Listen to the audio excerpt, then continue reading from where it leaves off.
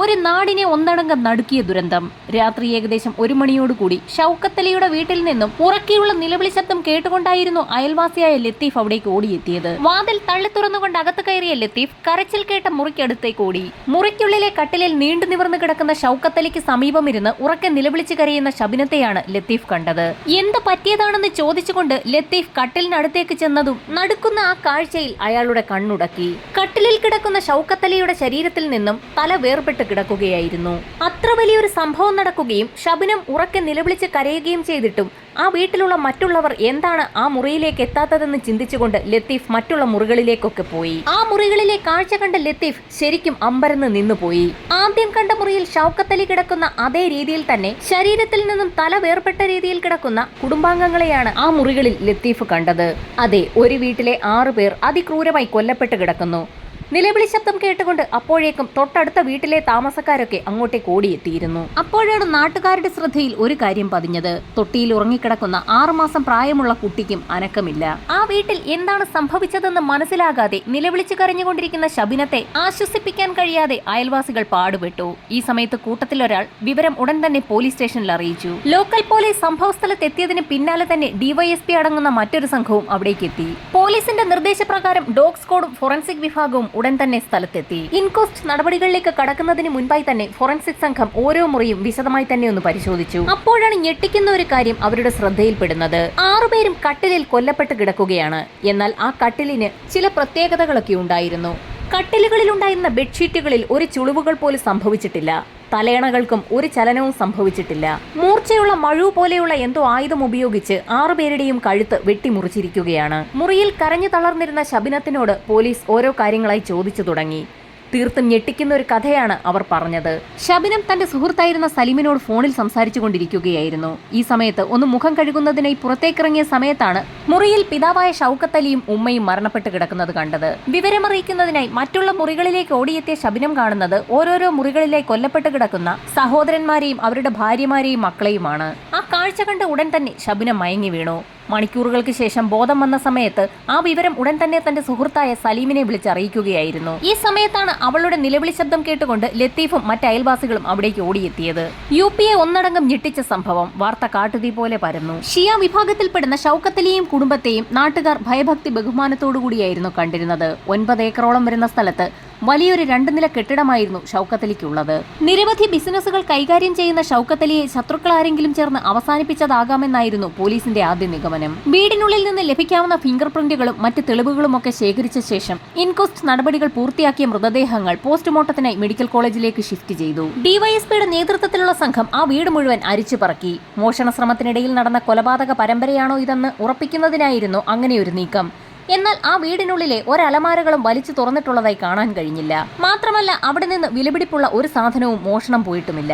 ഒരു വ്യക്തിയെ കൊണ്ട് ഒറ്റയ്ക്ക് ഇത്രയധികം കൊലപാതകങ്ങൾ ചെയ്തു തീർക്കാൻ കഴിയില്ല എന്നുറപ്പിച്ച പോലീസ് സംഘം ഇതിന് പിന്നിൽ ഒരു കൂട്ടം ആളുകൾ ഉണ്ടായിരിക്കാമെന്നുള്ള നിഗമനത്തിലേക്ക് എത്തി. പോസ്റ്റ്മോർട്ടം നടപടികൾ മെഡിക്കൽ കോളേജിൽ പുരോഗമിക്കുന്ന സാഹചര്യത്തിൽ സൈബർ സെൽ വിഭാഗത്തിന് പോലീസ് സംഘം പ്രത്യേക നിർദ്ദേശം നൽകി. സംഭവം നടന്ന ദിവസം ഷൗക്കത്തലിയുടെ വീടിന് സമീപമുള്ള ടവർ ലൊക്കേഷനിലുള്ള എല്ലാ മൊബൈൽ ഫോണുകളും ട്രാക്ക് ചെയ്യാനായിരുന്നു നിർദ്ദേശം. അപരിചിതരായ ആരെങ്കിലും ആ ഗ്രാമത്തിൽ അന്നേ ദിവസം വന്നിട്ടുണ്ടെങ്കിൽ അതുകൂടി മനസ്സിലാക്കാൻ സാധിക്കും. വളരെ വിശദമായ ഒരു അന്വേഷണം തന്നെയാണ് പോലീസ് സംഘത്തിന്റെ ഭാഗത്തു നിന്നും ആരംഭിച്ചത്. തൊട്ടടുത്ത ദിവസം തന്നെ പോസ്റ്റ്മോർട്ടം റിപ്പോർട്ട് പുറത്തു വന്നു. മൂർച്ചയേറിയ മഴു ഉപയോഗിച്ചാണ് 6 പേരുടെയും കഴുത്ത് വെട്ടിമുറിച്ചിരിക്കുന്നത്. അതും 1ലധികം തവണ വെട്ടി പരിക്കേൽപ്പിച്ചിട്ടുണ്ട്. സ്വാഭാവികമായും ആദ്യത്തെ വെട്ടേൽക്കുമ്പോൾ തന്നെ ആ വ്യക്തി മരണവിപ്രാളത്തിൽ പിടയ്ക്കേണ്ടതാണ്. ആ സമയത്ത് കട്ടിലിലെ ബെഡ്ഷീറ്റിനും തലയിണയ്ക്കുമൊക്കെ സ്ഥാനമാറ്റങ്ങൾ സംഭവിക്കും. എന്നാൽ ഇവിടെ അങ്ങനെയൊന്നും നടന്നിട്ടില്ല. ആ സമയത്താണ് ഡിവൈഎസ്പിയുടെ കണ്ണിൽ പോസ്റ്റ്മോർട്ടം റിപ്പോർട്ടിലെ ഒരു പ്രധാന ഭാഗം ശ്രദ്ധയിൽപ്പെടുന്നത്. കൊല്ലപ്പെട്ടിരിക്കുന്ന 7 പേരിൽ 6 പേരുടെയും ശരീരത്തിലേക്ക് ഒരു സെഡേഷൻ കലർന്നിട്ടുണ്ട്. 7ാമതായി മരണപ്പെട്ടിരിക്കുന്ന കുട്ടിയെ ശ്വാസം മുട്ടിച്ചാണ് കൊലപ്പെടുത്തിയിരിക്കുന്നത്. ബാക്കി 6 പേരെയും മയക്കി കിടത്തിയ ശേഷമാണ് വെട്ടിക്കൊലപ്പെടുത്തിയിരിക്കുന്നത്. ഷൗക്കത്തലിയുടെ മകൾ ശബനം നൽകിയ മൊഴി അനുസരിച്ച് രാത്രി ഏകദേശം 10 മണിയോടുകൂടി സുഹൃത്തിനോട് സംസാരിച്ച ശേഷം മുറിക്കുള്ളിൽ നിന്ന് പുറത്തിറങ്ങിയ സമയത്താണ് വീട്ടിലുള്ളവർ കൊല്ലപ്പെട്ട നിലയിൽ കിടക്കുന്നത് അവൾ കാണുന്നത്. അത് കണ്ടപ്പോൾ തന്നെ അവൾ ബോധരഹിതയാവുകയും ഏകദേശം 2 മണിക്കൂറിന് ശേഷം ബോധം വന്ന അവൾ 12 മണിയോടുകൂടി തന്റെ സുഹൃത്തായ സലീമിനെ വിളിച്ച് വിവരം പറയുകയും ചെയ്തിരുന്നു എന്നാണ്. മൊബൈൽ ഡേറ്റ പരിശോധിച്ച സമയത്ത് ആ പറഞ്ഞ കാര്യങ്ങളൊക്കെ ഏകദേശം കൃത്യമാണെന്ന് പോലീസിന് വ്യക്തമായി. എങ്കിലും മരിച്ച ആളുകളുടെ ശരീരത്തിലേക്ക് എങ്ങനെയാണ് സെഡേറ്റീവ് കടന്നതെന്നുള്ള സംശയമാണ് പോലീസിനുണ്ടായിരുന്നത്. ആ കാര്യത്തിന് ഒരു വ്യക്തത വരുത്തുന്നതിനായി പോസ്റ്റ്മോർട്ടം നടത്തിയ ഡോക്ടറെ സമീപിക്കാൻ ഡിവൈഎസ്പി തീരുമാനിച്ചു. ഡോക്ടറോട് വിശദമായി സംസാരിച്ച സമയത്താണ് ചില കാര്യങ്ങളൊക്കെ വ്യക്തമാകുന്നത്. സംഭവം നടന്ന ദിവസം ഏകദേശം 7:30 മണിയോടുകൂടി അവരെല്ലാവരും ഭക്ഷണം കഴിച്ചിട്ടുണ്ട്. മരണപ്പെടുന്ന സമയത്ത് ഭക്ഷണങ്ങളൊന്നും ദഹിച്ചു തുടങ്ങിയിട്ടില്ലായിരുന്നു. അതുകൊണ്ട് തന്നെ സെഡേഷൻ കലർന്നിരിക്കുന്നത് ആ ഭക്ഷണത്തിലൂടെയാണോ എന്ന് കണ്ടെത്തുന്നതിനായി സാമ്പിളുകൾ ലാബിലേക്ക് അയച്ചിരിക്കുകയാണ്. വൈകാതെ തന്നെ അതിന്റെ റിപ്പോർട്ട് പുറത്തുവരുന്ന സാഹചര്യത്തിൽ ആ കാര്യത്തിൽ ഒരു വ്യക്തതയുണ്ടാകുമെന്നായിരുന്നു ഡോക്ടർ പറഞ്ഞ മറുപടി. ഡോഗ് സ്ക്വാഡിനെ ഉപയോഗിച്ചുള്ള പരിശോധനയിൽ ആ വീട് മുഴുവൻ അരിച്ചുപറക്കിയ പോലീസ് നായ വീടിന് ചുറ്റും നടന്ന ശേഷം ഗേറ്റ് കടന്ന് തൊട്ടടുത്തുള്ള വയലിലൂടെ ഓടിയ ശേഷം പ്രധാന റോഡിലേക്ക് എത്തുകയായിരുന്നു. അവിടെ നിന്ന് മുൻപോട്ട് നീങ്ങാൻ പോലീസ് നായയ്ക്കും കഴിഞ്ഞില്ല. അതിന്റെ അർത്ഥം പ്രതി അല്ലെങ്കിൽ പ്രതികൾ ആ മെയിൻ റോഡിലെത്തിയ ശേഷം ഏതോ വാഹനത്തിൽ അവിടെ നിന്ന് കടന്നു കളഞ്ഞു എന്നാണെന്ന് പോലീസ് നിഗമനത്തിലെത്തി. കൃത്യം നടത്തിയ ശേഷം പ്രതികൾ കടന്നുകളഞ്ഞ വാഹനം കണ്ടെത്തുന്നതിനായി പ്രദേശത്തെ CCTVകൾ കേന്ദ്രീകരിച്ചുള്ള ഒരു അന്വേഷണം നടത്തുന്നതിനായി പോലീസ് സംഘം തീരുമാനിച്ചു. ഈ സമയം വിദഗ്ധരടങ്ങുന്ന സംഘം ആ 9 ഏക്കർ പുരയിടം വിശദമായി തന്നെ പരിശോധിച്ചു. വീട്ടിലുള്ള വേസ്റ്റ് വളരെ ദൂരെ കൊണ്ടുപോയി കളയുന്നൊരു രീതിയായിരുന്നു ഉണ്ടായിരുന്നത്. വേസ്റ്റ് കൊണ്ട് കളയുന്ന ഭാഗത്ത് വിശദമായ ഒരു അന്വേഷണം തന്നെ പോലീസ് സംഘം നടത്തി. വേസ്റ്റ് കൂനയ്ക്കിടയിൽ നിന്നും ചില മരുന്നുകളുടെയൊക്കെ സ്ട്രിപ്പുകൾ കിട്ടി. അതൊക്കെ ഭദ്രമായി തന്നെ പോലീസ് സംഘം കളക്ട് ചെയ്തു. ആ മരുന്നുകളുടെ കൂട്ടത്തിൽ നിന്നും ഒരു സെഡേഷൻ ടാബ്ലറ്റിന്റെ സ്ട്രിപ്പ് കൂടി കിട്ടി. ആ കുടുംബത്തിൽ മരണപ്പെടാതെയിരിക്കുന്ന ഒരേ ഒരു വ്യക്തി ശബനമായതിനാൽ അവരോട് തന്നെ കൂടുതൽ വിവരങ്ങൾ പോലീസ് ചോദിച്ചറിഞ്ഞു. സംഭവം നടന്ന ദിവസം പോലീസിനോട് പറഞ്ഞ അതേ മൊഴി തന്നെയാണ് ശബനം ഇപ്പോഴും ആവർത്തിച്ചത്. സുഹൃത്തായ സലിമിനോട് സംസാരിച്ചു കൊണ്ടിരിക്കുന്നതിനിടയിൽ ബോധക്ഷയം തോന്നിയ ശബനം മുഖം കഴുകുന്നതിനായി പുറത്തേക്കിറങ്ങിയ സമയത്താണ് കുടുംബത്തിലുള്ളവർ കൊല്ലപ്പെട്ട് കിടക്കുന്നത് കണ്ടത്. ആ കാഴ്ച കണ്ട അവൾക്കും പലതവണ മയക്കമുണ്ടായി.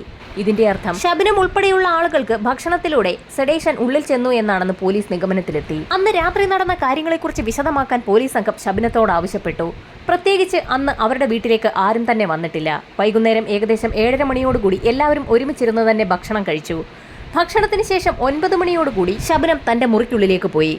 അതിനു മുൻപായി മറ്റെന്തെങ്കിലും കഴിച്ചിരുന്നോ എന്നുള്ള പോലീസിന്റെ ചോദ്യത്തിന് ഒന്ന് ആലോചിച്ച ശേഷം അവൾ ഒരു മറുപടി പറഞ്ഞു. മുറിയിലേക്ക് പോകുന്നതിന് മുൻപായി അവളുടെ ഉമ്മ എല്ലാവർക്കും ചായ നൽകിയിരുന്നു. ഭക്ഷണത്തിന് ശേഷം ചായ കുടിക്കുന്ന ശീലമുള്ളവരായിരുന്നു ആ കുടുംബത്തിലുള്ളത്. അതുകൊണ്ട് തന്നെ ആ ചായ കുടിച്ച ശേഷമായിരുന്നു താൻ മുറിയിലേക്ക് പോയത്. ഇതിൽ നിന്നും പോലീസിന് ഒരു കാര്യം വ്യക്തമായി. ശബനത്തിന്റെ ഉമ്മയുണ്ടാക്കിയ ചായയിലൂടെയാണ് സെഡേഷൻ എല്ലാവരുടെയും ശരീരത്തിലേക്ക് പ്രവേശിച്ചിരിക്കുന്നത്. ശബനത്തിന്റെ ഉമ്മ ചായയിൽ സെഡേറ്റീവ് കലർത്തി എന്തിന് മറ്റുള്ളവർക്ക് കൊടുക്കണം? അതുമാത്രവുമല്ല, അത് സ്വയം കലക്കി കുടിച്ച ശേഷം മറ്റുള്ളവരെ വെട്ടിക്കൊലപ്പെടുത്താൻ ആ ഉമ്മയ്ക്ക് കഴിയില്ല. അങ്ങനെയെങ്കിൽ ആരും അറിയാതെ ആ ചായയിൽ ആരോ ഒരാൾ സെഡേറ്റീവ് കലർത്തിയിട്ടുണ്ട്. അതിനെക്കുറിച്ച് കൂടുതൽ അറിയണമെങ്കിൽ ആ വീട് ഒന്നുകൂടി പരിശോധനയ്ക്ക് വിധേയമാക്കണം. ഫോറൻസിക് സംഘത്തിന്റെ വലിയൊരു ടീം തന്നെ പോലീസിന്റെ സഹായത്തോടുകൂടി ആ വീടിനുള്ളിലേക്ക് കടക്കുകയും ആ വീടിനുള്ളിലെ ഓരോ വാതിലുകളും ടെറസിലൂടെ വീടിനുള്ളിലേക്ക് പ്രവേശിക്കാവുന്ന വഴികളുമൊക്കെ വിശദമായി തന്നെ പരിശോധിച്ചു. കിട്ടാവുന്നത്ര ഫിംഗർ പ്രിന്റുകൾ ശേഖരിക്കുകയായിരുന്നു അവരുടെ ലക്ഷ്യം. സംഭവം നടന്ന ദിവസം നടത്തിയ പരിശോധനയിൽ പോലീസ് സംഘത്തിന് ഒരു കാര്യം വ്യക്തമായിരുന്നു. ആ ദിവസം ആ വീടിന്റെ പ്രധാന വാതിൽ മാത്രമേ തുറന്നിട്ടുള്ളൂ. പിൻവാതിലുകളോ എന്തിന് ജനലുകൾ പോലും തുറന്നിട്ടില്ല. രണ്ടാമത് പോലീസ് സംഘം നടത്തിയ പരിശോധനയും അതുതന്നെയാണ് വ്യക്തമാക്കുന്നത്. ഇതിൽ നിന്നും കൃത്യം നടത്തിയ പ്രതി അല്ലെങ്കിൽ പ്രതികൾ പ്രധാന വാതിലിൽ കൂടെ തന്നെയാണ് അകത്ത് കയറിയതെന്ന് പോലീസിന് മനസ്സിലായി. അതുവരെ കണ്ടെത്തിയ എല്ലാ കാര്യങ്ങളും വിശദമായ റിപ്പോർട്ടാക്കി ഡിവൈഎസ്പിക്ക് മുൻപാകെ പോലീസ് സംഘം സമർപ്പിച്ചു. ആ റിപ്പോർട്ടുകളിലൂടെ കടന്നുപോയപ്പോൾ ചില സംശയങ്ങളൊക്കെ ഡിവൈഎസ്പിക്ക് തോന്നി. കൃത്യം നടത്താൻ വന്നവർ ശബനത്തെ മാത്രം എന്തുകൊണ്ടാണ് ഒഴിവാക്കിയത്? ശബനത്തിന്റെ ബ്ലഡ് സാമ്പിളുകൾ ശേഖരിക്കുന്നതിനായി ഡിവൈഎസ്പിയുടെ നേതൃത്വത്തിലുള്ള സംഘം അവളെ ഹോസ്പിറ്റലിലേക്ക് വിളിച്ചു വരുത്തി. ശബനത്തിന്റെ ശരീരത്തിൽ എത്രയളവിൽ സെഡേറ്റീവ് കടന്നിട്ടുണ്ടായിരുന്നു എന്ന് കണ്ടെത്തുന്നതിനായിരുന്നു ബ്ലഡ് സാമ്പിളുകൾ ശേഖരിച്ചത്. അന്ന് വൈകുന്നേരത്തോടുകൂടി തന്നെ ശബനത്തിന്റെ ബ്ലഡ് സാമ്പിൾ റിസൾട്ട് പുറത്തു വന്നു. തീർത്തും അമ്പരപ്പിക്കുന്ന ഒരു റിപ്പോർട്ടായിരുന്നു അത്. കഴിഞ്ഞ ഒരു മാസത്തിനുള്ളിൽ ഒരു തവണ പോലും ശബനത്തിന്റെ ശരീരത്തിനുള്ളിലേക്ക് സെഡേറ്റീവ് കടന്നിട്ടില്ല. കൊലപാതകവുമായി ബന്ധപ്പെട്ട് ശബനം പറഞ്ഞ പല കഥകളിലും പാളിച്ചകളുണ്ടെന്ന് പോലീസ് സംഘത്തിന് ആ നിമിഷം തന്നെ മനസ്സിലായി. അതിലൊരു വ്യക്തത വരുത്തുന്നതിനായി പോലീസ് സംഘം ശബനത്തിന്റെ സുഹൃത്ത് സലിമിന്റെ സംഭവം നടന്ന ദിവസത്തെ മൊബൈൽ ടവർ ലൊക്കേഷനുകൾ കേന്ദ്രീകരിച്ച് ഒരു അന്വേഷണം നടത്തി. അന്വേഷണത്തിൽ ഞെട്ടിക്കുന്ന റിപ്പോർട്ടായിരുന്നു പോലീസ് സംഘത്തിന് ലഭിച്ചത്. സംഭവം നടന്ന ദിവസം ശബനം പറഞ്ഞതുപോലെ തന്നെ രാത്രി 10 മണിയോടുകൂടി അവർ തമ്മിൽ സംസാരിച്ചിട്ടുണ്ട്. എന്നാൽ ആ സമയത്ത് സലിമിന്റെ മൊബൈൽ ഫോൺ ശബനത്തിന്റെ വീടിരിക്കുന്ന മൊബൈൽ ടവർ ലൊക്കേഷൻ പരിധിയിലായിരുന്നു. പിന്നീട് അവർ തമ്മിൽ സംസാരിച്ചിരിക്കുന്നത് രാത്രി 12 മണിയോടുകൂടിയാണ്. ഈ സമയത്ത് സലിമിന്റെ മൊബൈൽ ടവർ ലൊക്കേഷൻ അയാളുടെ തന്നെ വീടിരിക്കുന്നതിന് സമീപ പ്രദേശത്തായിരുന്നു. കൊലപാതകങ്ങൾ നടന്നിരിക്കുന്നത് രാത്രി 10 മണിക്കും 10:30ക്കും ഇടയിലാണ്. അങ്ങനെയെങ്കിൽ ആ സമയത്ത് സലീം ഷൗക്കത്ത് അലിയുടെ വീടിന് സമീപ പ്രദേശത്ത് ഉണ്ടാകേണ്ടതാണ്. ഒരുപക്ഷെ സലീം ആയിരിക്കുമോ ഈ കൊലപാതകങ്ങൾക്കൊക്കെ പിന്നിലെന്ന് പോലീസ് സംശയിച്ചു. ഇതേ സമയം തന്നെ ഷൗക്കത്ത് അലിയുടെ ബന്ധുക്കളെയും സുഹൃത്തുക്കളെയും ഒക്കെ പോലീസ് സംഘം ചോദ്യം ചെയ്തു വരികയായിരുന്നു. ആ കൂട്ടത്തിലാണ് ഷൗക്കത്ത് അലിയുടെ മരുമകൻ ഒരു കാര്യം പറയുന്നത്. ശബനവും സലീമും തമ്മിൽ വളരെ നാളുകളായി ഇഷ്ടത്തിലായിരുന്നു. ഇരുവരും മുസ്ലിം വിഭാഗമാണെങ്കിൽ പോലും 2 ഗോത്രത്തിൽപ്പെടുന്നവരാണ്. 2 വിഷയത്തിൽ പോസ്റ്റ് ഗ്രാജുവേഷനുള്ള ശബനം സമീപത്തെ ഒരു സ്കൂളിൽ ടീച്ചറായി ജോലി ചെയ്യുകയാണ്. എന്നാൽ സലിം ആവട്ടെ 6ാം ക്ലാസ്സിൽ പഠിത്തം അവസാനിപ്പിച്ച ഒരാളാണ്. ഈ കാരണങ്ങൾ കൊണ്ട് തന്നെ വീട്ടിൽ അവരുടെ ബന്ധത്തിൽ തീരെ താല്പര്യമുണ്ടായിരുന്നില്ല. ശബനത്തെ കാണുന്നതിനായി സലിം പലപ്പോഴും ഷൗക്കത്ത് അലിയുടെ വീട്ടിലേക്ക് വന്നിട്ടുണ്ട്. അപ്പോഴൊക്കെ ഷൗക്കത്ത് അലി അയാളെ മർദ്ദിച്ചിട്ടുമുണ്ട്. ഇതേ ചൊല്ലി ശബനത്തിനും ഒരുപാട് മർദ്ദനം ഏൽക്കേണ്ടി വന്നിട്ടുണ്ട്. സലിമിനെ കുറിച്ച് സംശയം തോന്നിയ പോലീസ് സംഘം അയാളുടെ സുഹൃത്തുക്കളെ ചോദ്യം ചെയ്തപ്പോഴാണ് ഞെട്ടിക്കുന്ന ഒരു വിവരം ലഭിക്കുന്നത്. കൊലപാതകങ്ങൾ നടന്നതിന്റെ തൊട്ടടുത്ത ദിവസം സലിം തന്റെ സുഹൃത്തുക്കളിൽ ഒരാളോട് ഒരു കാര്യം പറഞ്ഞിരുന്നു. ശബനത്തിനൊപ്പം കൂട്ടുനിന്ന് ചെയ്യാൻ പാടില്ലാത്ത ചില കാര്യങ്ങൾ തനിക്ക് ചെയ്യേണ്ടി വന്നു. ഇത് കേട്ടപ്പോൾ തന്നെ ആ സുഹൃത്തിന് എന്തോ പന്തികേട് തോന്നിയിരുന്നു. എന്നാൽ പോലീസിലുള്ള ഭയം കാരണമാണ് അയാൾ അത് മറച്ചുവെച്ചത്. ശബനത്തിനെയും സലീമിനെയും ഉടൻ തന്നെ പോലീസ് സംഘം കസ്റ്റഡിയിലെടുത്ത് ചോദ്യം ചെയ്യൽ ആരംഭിച്ചു. ഇരുവരെയും 2 മുറികളിലായി ഇരുത്തിയായിരുന്നു ചോദ്യം ചെയ്യലിന്റെ ആദ്യഘട്ടം തുടങ്ങിയത്. സലിമിനോട് ഡിവൈഎസ്പി നേരിട്ട് തന്നെ ഒരു കാര്യം ചോദിച്ചു. ആ 7 പേരെയും കൊലപ്പെടുത്താൻ തനിക്ക് എങ്ങനെ സാധിച്ചു എന്നായിരുന്നു ഡിവൈഎസ്പിയുടെ ചോദ്യം. അത് കേട്ടപ്പോൾ തന്നെ സലീം ഒന്ന് പതറി. പോലീസിന്റെ ചോദ്യങ്ങൾക്ക് മുൻപിൽ അധികം പിടിച്ചു നിൽക്കാൻ സലീമിനായില്ല. അവൻ ആ കഥ പറഞ്ഞു തുടങ്ങി. താനും ശബനവും തമ്മിൽ ചെറുപ്പം മുതൽ തന്നെ ഇഷ്ടത്തിലാണ്. 2 വീട്ടുകാരും എതിർത്തിട്ടും അവർ ആ ബന്ധം മുൻപോട്ട് കൊണ്ടുപോയി. അവരുടെ ആഗ്രഹം വീട്ടുകാർ ഒരിക്കലും നടത്തി തരില്ല എന്ന് മനസ്സിലാക്കിയ ഘട്ടത്തിലാണ് ശബനം അവരെ വകവരുത്താൻ തീരുമാനിച്ചത്. ശബനത്തിനൊപ്പം കൂട്ടുനിന്നൊരു തെറ്റ് മാത്രമാണ് താൻ ചെയ്തതെന്ന് സലീം ആവർത്തിച്ച് പറഞ്ഞു. അന്നേ ദിവസം നടന്ന സംഭവങ്ങളൊക്കെ ഒന്ന് വിശദമാക്കാൻ ഡിവൈഎസ്പി ആവശ്യപ്പെട്ടു. കൊലപാതക പരമ്പര നടന്ന ആ രാത്രിയിൽ വീട്ടിലുള്ള മറ്റുള്ളവരെയെല്ലാം സെഡേഷൻ നൽകി മയക്കിക്കിടത്തിയ ശേഷം ശബനം സലിമിനെ ആ വീട്ടിലേക്ക് വിളിച്ചു വരുത്തി. മയങ്ങിക്കിടക്കുന്ന 6 പേരെയും മഴ ഉപയോഗിച്ച് ഇരുവരും ചേർന്ന് വെട്ടിക്കൊലപ്പെടുത്തി. തൊട്ടിലിൽ ഉറങ്ങിക്കിടന്ന കുട്ടിയെ ശ്വാസം മുട്ടിച്ചും കൊലപ്പെടുത്തി. സലീമിന്റെ മൊഴി രേഖപ്പെടുത്തിയ ശേഷം പോലീസ് സംഘം ശബനത്തിന്റെ അടുത്തേക്ക് എത്തി. സലീം എല്ലാം തുറന്ന് സമ്മതിച്ചു എന്നും സലീമിന്റെ സഹായത്തോടുകൂടി 7 പേരെയും ശബനമാണ് കൊലപ്പെടുത്തിയതെന്ന് സലീം ഞങ്ങളോട് പറഞ്ഞു എന്നുമായിരുന്നു ഡിവൈഎസ്പി ശബനത്തോട് പറഞ്ഞത്.